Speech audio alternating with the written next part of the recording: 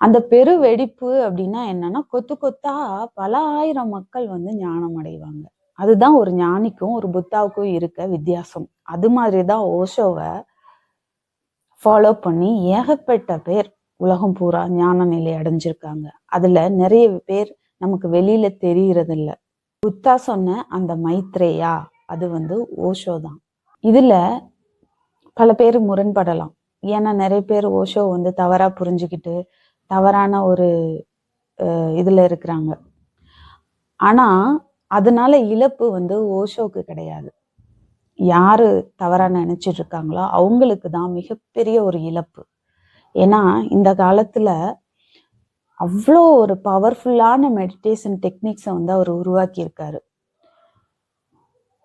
அத ஒரு வாட்டியாவது நம்ம செஞ்சு பார்க்கணும். செஞ்சு பார்த்துட்டு அதுக்கப்புறம் நம்ம ஓஷோ கொஞ்சமாவது புரிஞ்சுக்க முடியும். இப்போ ஓஷோவை தப்பா பேசுறவங்க எல்லாம் என்ன பண்றாங்கன்னா, அந்த மிகப்பெரிய விஷயத்த தவற விடுறாங்க.